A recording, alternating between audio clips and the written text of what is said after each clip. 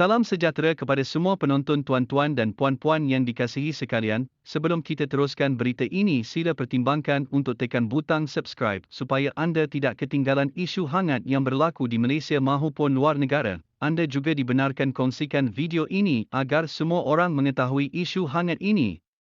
Baiklah, isu hangat hari ini ialah Kata MP, ramai juga yang mengamuk semalam dengan pengumuman pemberian tambahan bantuan keluarga Malaysia oleh Perdana Menteri Ismail Sabri Yaakob yang cuma sebanyak RM100 bagi keluarga dan RM50 bagi individu. Tapi sekiranya yang menjadi tambahan RM500 bagi keluarga dan RM250 individu, bagaimana pula? Pemberian RM100 dan RM50 masing-masing bagi keluarga dan bujang yang diumumkan kerajaan semalam adalah berdasarkan penjimatan daripada pemansuhan subsidi ayam yang diperkenalkan pada Februari 2022 sebanyak RM720 juta dan subsidi minyak masak botol yang dilaksanakan sejak Ogos 2021 dengan nilai sebanyak RM240 juta. Maksudnya jumlah penjimatan adalah sekitar RM960 juta bagi menampung pembayaran tambahan RM100 dan RM50 tersebut. Bagi saya dan ramai lagi, nilai tambahan ini kurang bermakna sebab terlalu kecil. Sebab itu dalam saranan saya untuk kerajaan adalah supaya menaikkan harga petrol RON 95 sehingga 20 sen. Saya turut mencadangkan kepada kerajaan supaya menaikkan cukai ekspor yang dibayar negara asing dan cukai durian runtuh yang dibayar oleh kilang minyak sawit bagi minyak sawit. Saranan saya semalam, dalam saranan saya turut menulis bahawa pemansuhan sepenuhnya subsidi RON 95 tidak boleh dibuat ketika inflasi tinggi. Seperti yang saya katakan, kerajaan tanggung subsidi sekitar RM2,50 seliter bagi setiap 1 liter RON 95 yang dijual pada harga RM2,05 pada ketika ini, yaitu subsidi sebanyak RM30 bilion setahun. Saya juga buat saranan tersebut sebab bahagian besar, 65% daripada orang yang berkemampuan yang sebelum ini isi minyak RON 97 telah beralih ke RON 95 untuk menikmati subsidi kerajaan. Bagi saya adalah tidak adil bagi orang kaya dan berkemampuan menikmati subsidi kerajaan. Ibarat orang kaya beratur untuk ambil makanan dari food bank. Kenaikan harga petrol sebanyak 20 sen 1 liter adalah bersamaan dengan penjimatan sekitar 10% daripada RM30 bilion tersebut, yaitu RM3 bilion.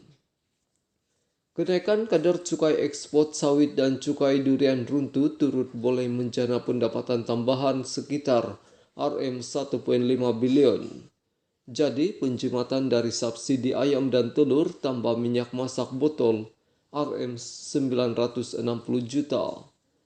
Penjimatan dari pengurangan subsidi RON 95 dengan kenaikan RON 95 sama dengan RM3 bilion.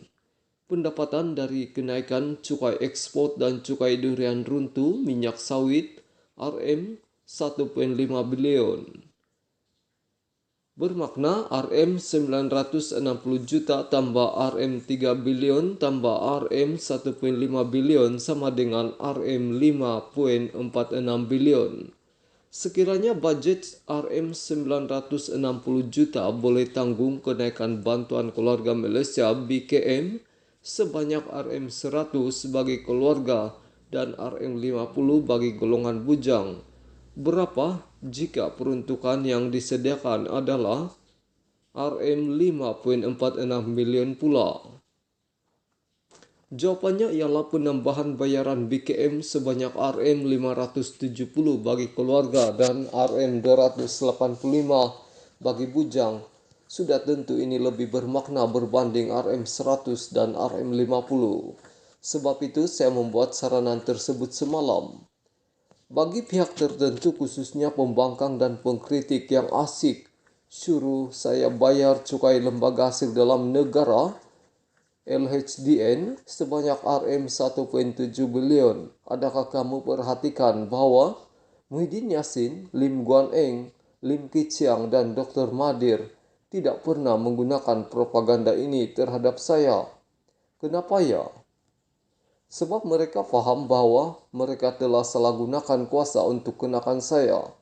Kerana mempergunakan akta LHDN yang kata taksiran LHDN tidak boleh dipertikaikan dan kita perlu bayar dulu, bincang kemudian.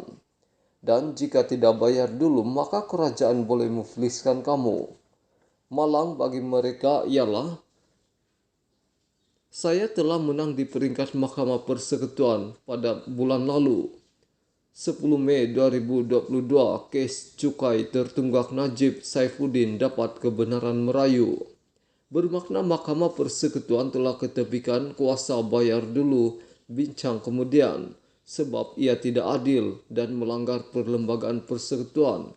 Maka kami boleh mohon mahkamah untuk suruh LHDN jelaskan bagaimana mereka mengira cukai saya dan bawa undang-undang apa. Masa itu, kami akan tanya, kenapa pendapatan yang beralih dari luar negara dikenakan cukai sedangkan ia sudah dikecualikan cukai sejak tahun 2004? Kenapa dana RM 2.6 bilion yang dihantar pulang kepada penghantar 4 bulan lepas menerimanya masih dicukai? Kenapa pindahan wang dari satu akaun bank atas nama saya kepada satu lagi akaun bank yang juga atas nama saya boleh pula dianggap sebagai pendapatan baru dan dikenakan cukai? Kenapa semua dana yang dibelanjakan bagi tujuan CSR dan politik yang sebenarnya dikecualikan cukai tidak pula diberi pengecualian bagi saya? Atas peruntukan cukai mana yang LHDN masa Kerajaan Pakatan Harapan Perikatan Nasional kenakan tuntutan cukai RM1.7 bilion yang tidak masuk akal itu, kata saya. Sekiranya LHDN gagal menjawab dalam mahkamah dan terbukti bahwa berlakunya salah guna kuasa, maka saya akan saman pemimpin-pemimpin PH dan PN serta mereka yang terlibat nanti. Najib Razak adalah ahli Parlimen Pekan dan bekas Perdana Menteri Malaysia. Tulisan ini pertama kali disiarkan di media sosialnya. Ia merupakan pandangan pribadi penulis dan tidak semestinya mencerminkan pendirian rasmi Malaysia Kini. Artikel ini telah dipetik dari portal berita Malaysia Kini. Terima kasih.